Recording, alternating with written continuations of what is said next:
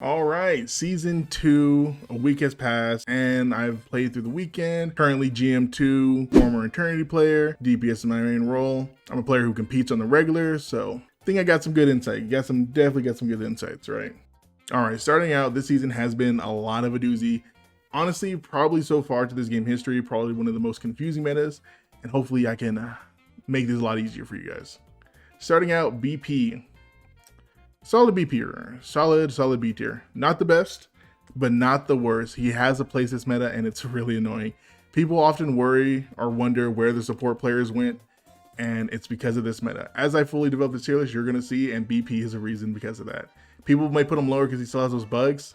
It doesn't matter. He's still good, hard to deal with, and honestly, in this season of the game, we kind of don't have too many counters for him. All right, Widow, still C tier, still C tier. Honestly, they gave her a little change, little buffs here and there, so she can shoot after her kick. Only really good players use her. She might be slept on. She might be slept on now that I think about it, but currently gonna keep her at the C tier. Next, Cloak and Dagger. Probably A tier, almost S tier. Her use this season is kind of dealing with the dive and backline, but if she's focused too much, womp womp. Her ultimate is one on the lower ends, not one of the best, but definitely not one of the worst. Just a solid pick this season. Nothing too bad. Hawkeye. Hawkeye's B tier. Hawkeye's B tier. Some people might put him higher. Maybe I can see him A, but I see him as a solid B tier, right?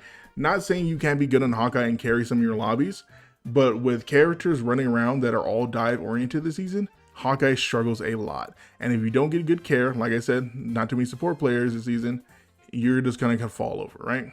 Iron Fist. S tier.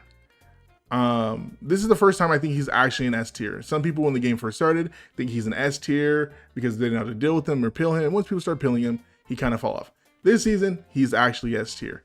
Now, with people just getting better at the game as time goes on, even people who can pill for Iron Fist, he just survives way too long. Honestly, as a DPS player myself, I'm looking to add him to my kit because he played correctly is just one of the most annoying characters in the game.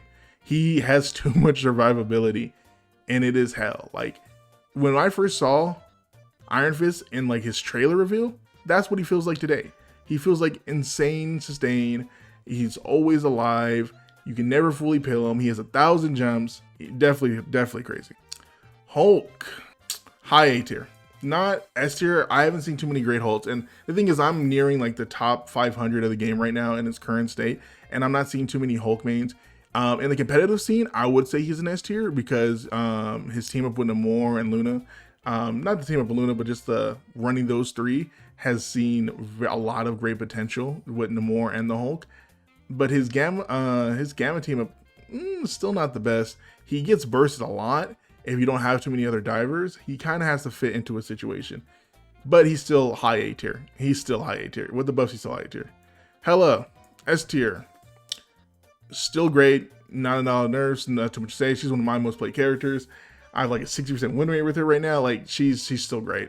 Dive is a problem this season, but you can kind of still make it work. With Hela, she has like a great damage potential at all range, but you have to be very skilled. Yeah, I just can't see her falling below S right now. Honestly, she's on the chopping block. She needs a nerf.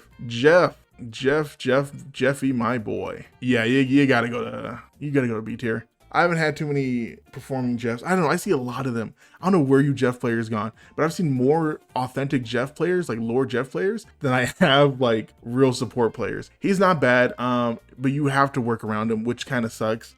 He could add a lot of pleasure to the backline.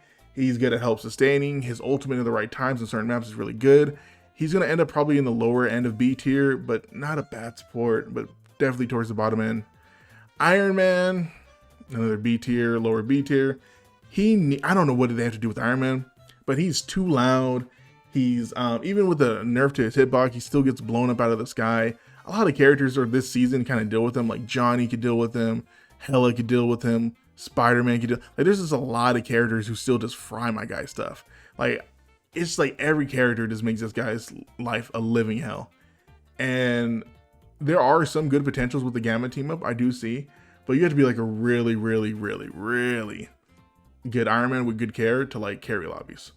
And that's what I'm leaving be. He's not useless. He definitely has his place, but definitely needs a lot of care this season. Loki, high A tier, if not S tier. Should I put him S tier? Is he the first S tier support? You know what? It might be a little too early, but I might put him S tier support.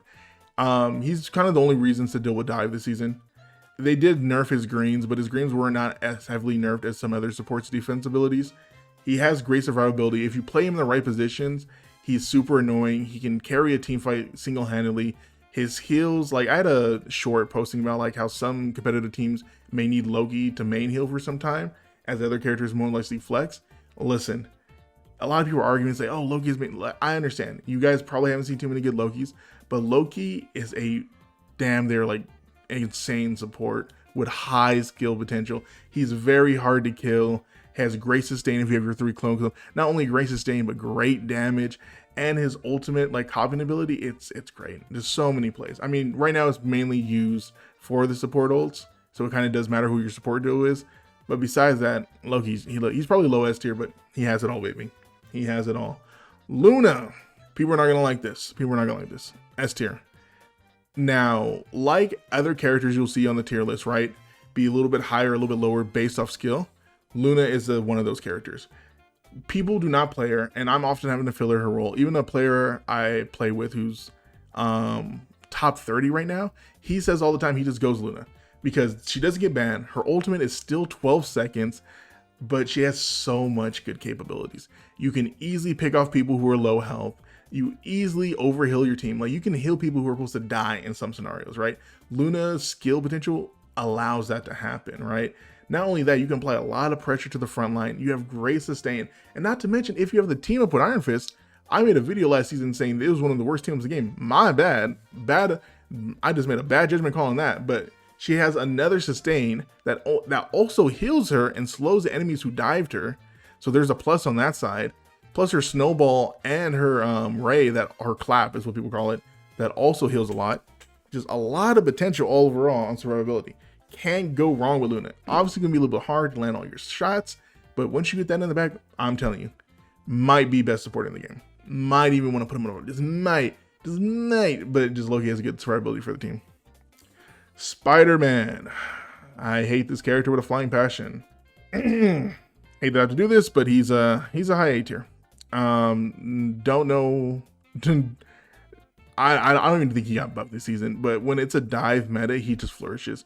And as the game develops, people are just getting better and better, and I hate it. I don't want to ever pick up Spider-Man, but as a DPS player, I might have to. Spider-Man has so much potential on so many maps. His like one pick potential is insane, and it's so hard to stop. Namor is not running amok this season. Like you see some Namor players, but it's not that much. You don't even have to ban him. Like it feels like nothing can stop him. And that's him without the Venom team up. Oh my god, I despise Spider-Man players. Too good. Magic. I would say low A tier. Definitely one of those characters that are based off skill, but if you take up your matchups, you're having a good time. Obviously, you're gonna want to play her in a dive team up setup. I wouldn't just run her by herself, but a lot of people are running dive this season. Say you run Magic Iron Fist, say you run Magic BP, Magic Spider-Man. She has a lot of burst potential. She's kind of like Spider-Man, but she's opportunistic. You kind of have to position her well and have a little bit good aiming with her charge up attack. Her ultimate is a good team fighter, but at the end of the day, it still all comes to like playing it correctly. You can't just like throw your ultimate out there and get a bunch of kills. I know some lobbies, they may look like that. So definitely a skill thing. Honestly, she can even carry lobbies. Very, very strong. So props to Magic players. Magneto, S tier. Definitely one of the top tanks. Still not nerfed in any regards. He's still gonna be there. His ultimate, what makes him A tier is his ultimate kind of has way too many uses, right? Like if a Doctor Strange ult, even though you don't see too many Doctor Strange season, you can ultimate, build your ult charge. Starler ults, you can ultimate. You know, Iron Man ult, you can ultimate. Like Punisher ultimate, you can like. He just has so many counterplays, so many projectiles in this game, and it turns into you sucking up an ultimate and getting a kill or two with it. It's super powerful. If even not getting a kill, just delaying the enemy's push. And I didn't even mention killing supports with it. You know, overall good. No more to say. Mantis. Low key. Now this is gonna be one of my controversial takes. Not top, but up there. People are gonna put her B, some people are gonna put her C. You might even see her D. Mantis, people were not acknowledging, and I had to play a few matches with my team to realize this. I'm not a support player, but it's kind of like my off role. Mantis, the rate at which she can do a lot more with her leaves is not talked about. You can stack up your leaves now 2 times.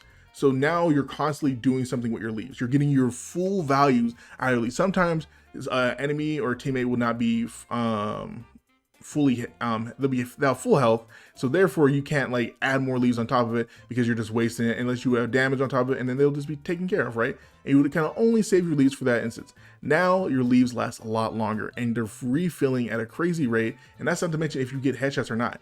At a certain time you can have like half your team just fully damaged up for a good 16 seconds and just win the fight off of that. And not to mention with a lot of flankers and characters who are diving all over the place, they are going to need a lot of heal and damage. So you could like dump your clip into like an Iron Fist for 16 seconds on both healing and damage, and he can go fly in the back line for a good bit and getting healed with the extra damage, and makes his job a little bit easier. Not even a little bit, like a lot easier. Like Mantis is a threat. She is a very big threat. A lot of people don't know it. A lot of people don't talk about it, but I'm able to out heal like Sue Storm and some healers this season because of it. Really good. Really, really good. Moon Knight, S tier. I had really high hopes. I thought the changes would give him, they do give him more survivability, but he is heavily map adjacent and team up adjacent. His hitbox too big. He kind of gets slapped around a lot. A lot of the characters, DPS wise, or just any character, kind of just like poops on him. Like he loses the one he wants heavy. Like he has to be heavily taken care of, and it has to be very map oriented. You know, a good Moon Knight can obviously, you know, make him very valuable, but just a character worthy of learning and putting in time investment to, you're not going to get too much back on him, right? No more. A tier, fallen from S tier from last season. The Luna Snow Slow, I think a lot of people have realized, was way better than the Gamma Squid. And I think currently the Gamma Squid has a bug where if you leave line of sight for certain people, it doesn't re-proc, you know?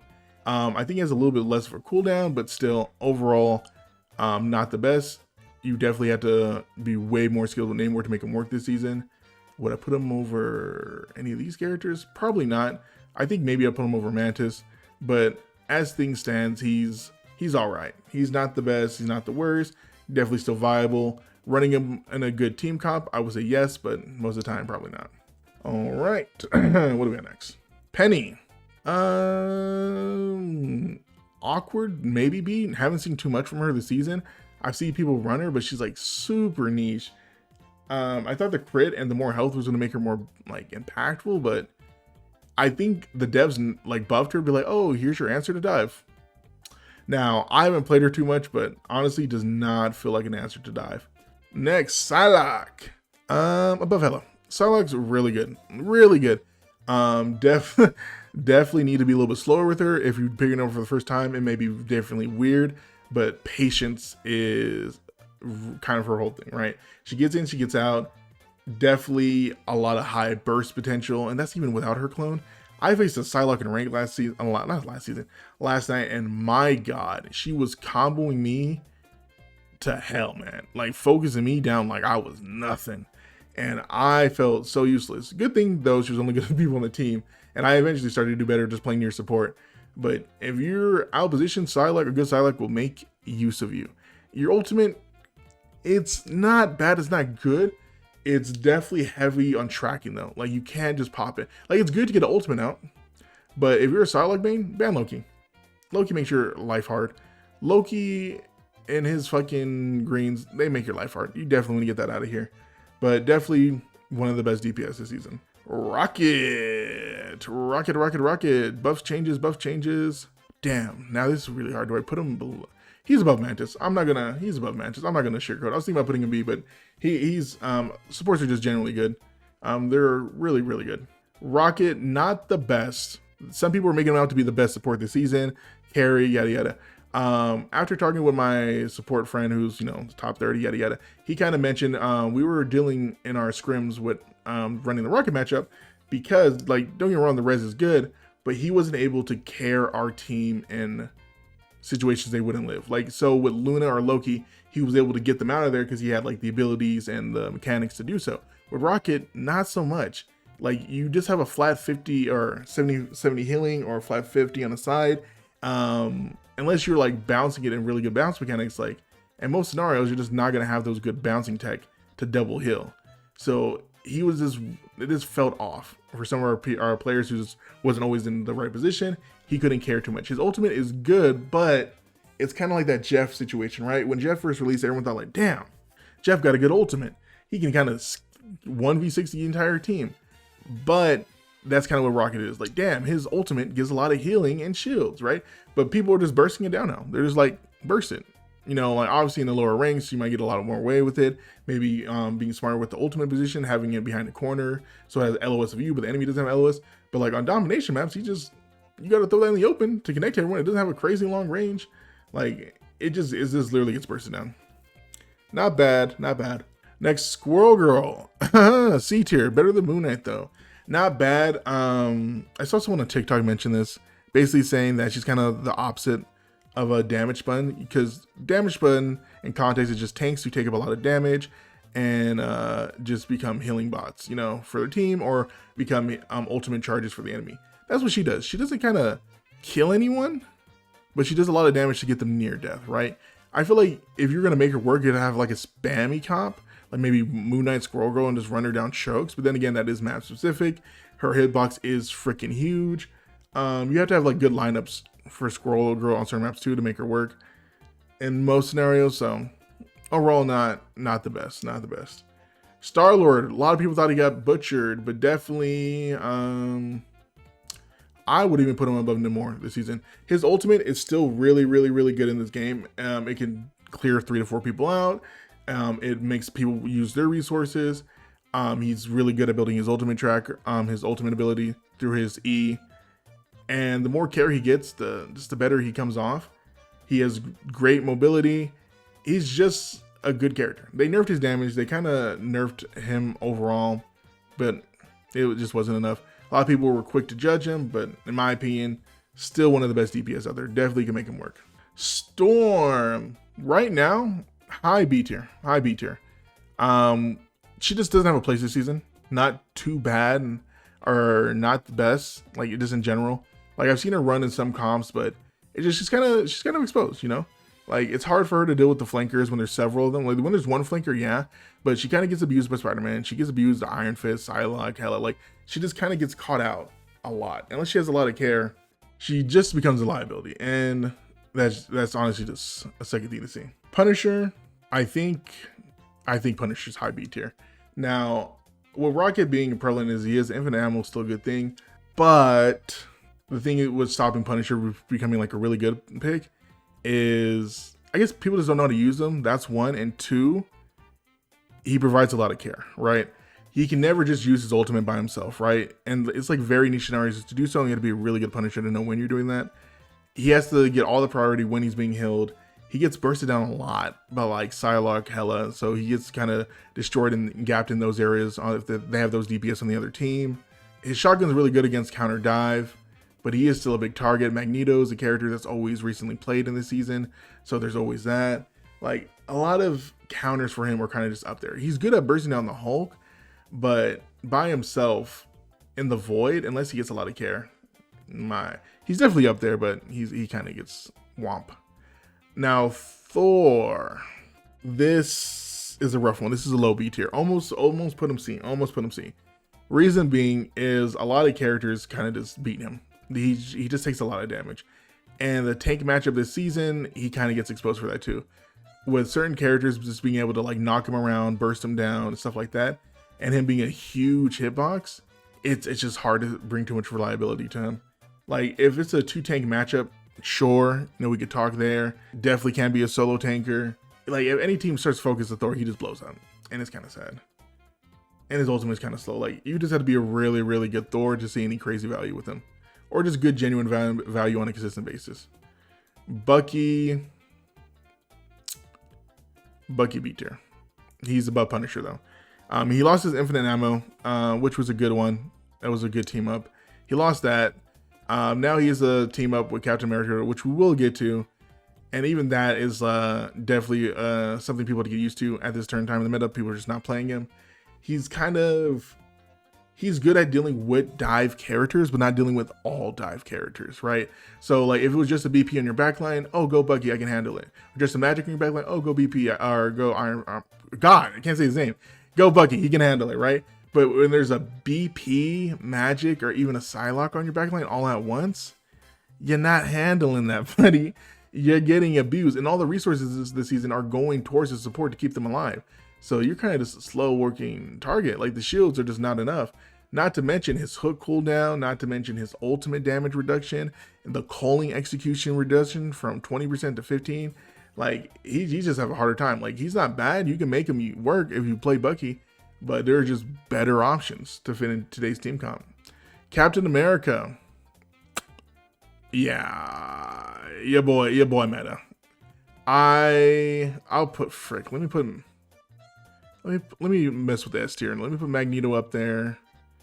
Up here, Iron Fist right here, and then Loki. Okay, this is fine. Yeah, Captain America's S tier. I don't know how the Captain America's mains feels, but he is just hard to deal with. Not only before previously he's able to have a lot of survivability with taking the attention and having that shield and having the hyper movement, but now people are starting to realize his ultimate is another support ultimate. He gives that bonus health and movement speed to everyone around. So if your Captain America is using his ultimate right, that's another support ultimate. That is honestly kind of scary. And the damage and pressure he's able to apply in the backline is terrifying too. So Captain America is just that guy. Now the only way to deal with him is kind of sad. There's no like direct counter to Captain America. Like maybe Punisher on shredding him, but it's like there's no real direct counter. It's like a team thing. A team has to focus on Captain America. And if you have a good tank like Magneto in your front line and he's getting care from like a snowflake or something, good luck, buddy. And this is dive season. You can't just focus on Captain America. You got Iron Fist on your booty. You got Psylocke there with you. You know, it's not a one-man problem. That's what makes them so powerful.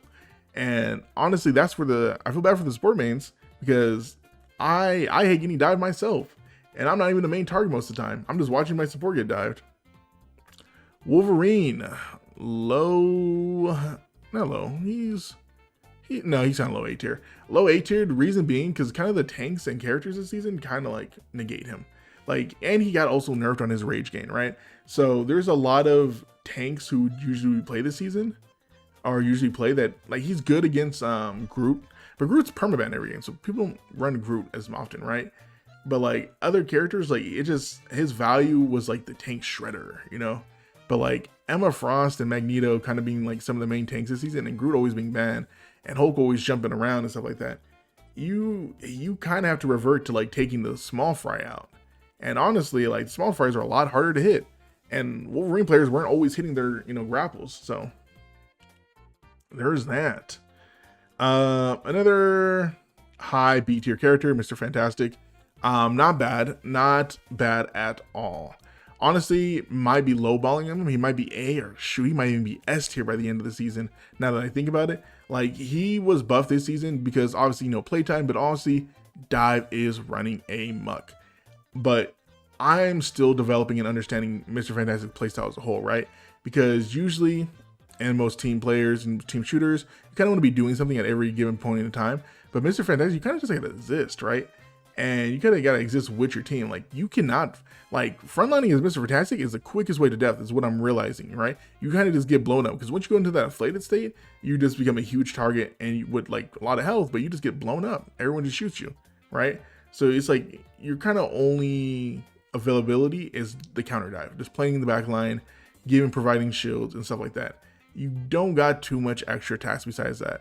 His ultimate is a lot better this season, but that's kind of it. You know, he's good into brawl comp as well, but like, you know what? The more I talk about it, low A. I gotta give him a low A at least. He's kind of like the answer to this meta this season. I just got to get more time and play with him. Sue, S tier. Now she is mainly S tier because this is the first season where honestly all the Fantastic Four characters are meta. And she just provides a lot of buffs to a lot of different characters. Any of the Fantastic Four cast will get a shield just for playing her, right? Not to mention all her survivability, her utility, her good ultimate. She kind of has the whole nine. Just a great character. Johnny Storm, number one DPS this season. Sue Storm is played often a lot. You often don't need too much care. He generates his own care from even diving now. He does a lot of damage. And here's the crazy part, right? People have not gotten that good with him yet. People are still playing him way above in the sky, like Iron Man. He's not meant to be all the way up in the sky. He's meant to be in that storm range, right?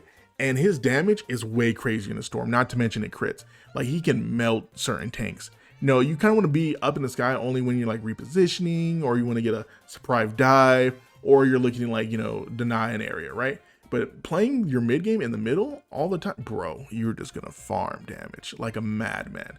And it is crazy. Like, his kill potential is like, he get 2 to 3 shots, some DPS players. It is really crazy. His shotgun auto, very devious, very devious. All right, Thing. Yeah, I gotta think about Thing. Okay, metas or die. Okay. He's high A tier. I put him above the Hulk this season, even though he does get burst in damage and like blown up. And his combos are not too great. His survivability with Sue is great, but counter dive. Now, it's playing Thing correctly. Just randomly picking up Thing and not playing the right way, he can be easily a B or C tier character. But if you play him, you know, just defending the front line, you know, getting your damages in, right? Or that's cool, but you're looking to get your backline off. You're looking to, like, I forgot what it's called, I'll just call it hammer down, but you're looking to stop the backline from getting dived too much. And he's a great character at doing that. Obviously, when done correctly and knowing what your job is, it's perfect. Wanda, this is a tough one. I have a lot of wins with her this season, or my win rate with her is like a 60% win rate this season. She's definitely a lot better with the Doctor Strange team up, but Doctor Strange not played too often. Her survivability is great. She has good burst potential with the damage enough. Honestly, she's bottom A tier too. A tier, definitely a lot of viables characters, but again, another reason she's buff is because I think his dive is running amok. People in this season right now is they don't play certain characters because the feedback. The game's inherently, like most multiplayer shooters, very toxic, and they kind of taking a long time to embrace new things. That's what I feel like was going to happen with Scarlet. She's going to be, like, potentially she's going to be an S tier character, her burst and stuff like that, but just a lot of people haven't played her. They're not used to her. Doctor Strange is not being ran for her as much, but she's up there. Definitely up there. Doctor Strange, B tier. Well, he's not B tier. He's not B tier, and I'm lying to you if I did B tier. He's right there. He's another high A tier character. His ultimate's still really good. His TP plays are really good. Getting close, closing off angles. That is something only uniquely Doctor Strange can do in the game. What makes him a threat. He's off the gamma, but the team of Wanda is still a very good one. His damage did get nerfed, but I still seen recently he can still kill people with a full charge ultimate. And it's 3. Like, that's what I keep him so high. Most tank players, or most tanks, they need other people to do something before they can, like, pop off, right? Magneto, you need to shoot his orb to get damage. Thing, you need people to follow up on his clobber to confirm kills. Hulk could kind of do it by himself, but Doctor Strange is a character who could definitely do it by himself, right? You just have your damage, your little darkness at 100, fly into the team, bada boom, bada beam, 3-man kill by yourself. Very powerful. Groot, best tank in the game. Best tank in the game, and he's always banned. He always will still ban. It kind of sucks. He's probably like the best counter to dive this season, and overall just a good fun tank to play. But yeah, that guy getting banned. He is too much power. His walls, not every character can deal with very effectively, right? Say if you're running a Johnny Psylocke, those walls are going to be annoying to deal with, right? You guys have the damage, but it's not like a hot commodity. You're reloading constantly because of how much you have to do to take down the shields. Same thing with Hela, constant reloading, you know? It's a way more of a team effort to break those group walls. Just overall great, ultimate great, highest, I think still highest DPS in the game, monster. Adam Warlock, high A tier. Definitely above Cloak and Dagger. Got to be a lot smarter with him this season. The res comp still an issue. Damage still an issue. His soul bond really great, used properly. A lot of people haven't mentioned this, but his ultimate did get buffed, so no longer people are coming back like with 20% health. They're coming back with at least like 100. I think 100 or half their health. But a lot of people are coming back with 100 of their health, like, you know, a lot more health on reses. So reses are way more reliable. It's just a mechanics thing. It's just a skill. Like, to be a really good Adam Warlock, you got to have really good game sense. Know where to ult, know where the angles to take, know when to soul bond, especially with that 10% nerf. But still, he's kind of one of the answers to Diamond of the season. Venom, gotta put you. Yeah, I put you S tier. I put you over Captain America. Now, Venom and Cap are both good dive tanks. Venom has more kill potential. Venom team up with Spider-Man is way more likely. Venom is honestly takes way more resources to kill, and I freaking hate it because he can just fly back out like nothing happened. And then finally, Emma, the newest character of the season. Definitely another top tier tank, right? Tanks are just so strong. Tanks are just so strong in this game. Besides like Penny and Thor, tanks are just so strong. Emma, really good survivability. Her 500 health shield is broken. It can counter out so many things. Hela, say goodbye. You know, Emma ultimate from another Emma, say goodbye to that. You know, it's just a really good 500. So you got to use it properly and constantly position it. But that thing's on like a 3-second cooldown that regenerates health. So it's constantly up. Her diamond form gives insane survivability. And not just that, but kill potential. Like, I thought her pull kick combo was just one of a kind. That thing has layers on it. Honestly, one of the most skilled characters in this game, right? Like, you can, what I found out, you can kick right away, right? Because the cooldown on kick is very small. Boom, 100 health. Then grab, slam, kick him again at the wall. That's another, you're like 300 for very simple combo. And that's not the other crazy combos I see, like stealing their soul, grabbing them, da, da, da, da. No, she just has a very wide kit. And her skill ceiling is very high. Definitely a good tank, definitely good into many options, definitely good into dive. This season is just who can pay attention to the team more. That's what these characters are all demonstrating, right? Because if characters dive and you have people like Emma or people like Loki and people like, you know, just able to turn on the backline, it makes the game so much easier, right? But that's just not the case.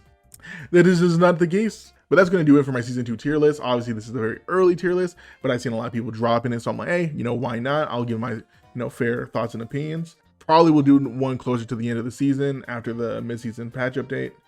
But, you know, let me know your thoughts and takes. I'm open to free discourse in the comments. Obviously, I'm not 100% right. This is just my point, or, you know, my POV from a DPS Eternity player who's currently nearing top 500 and who, you know, competes on a regular basis.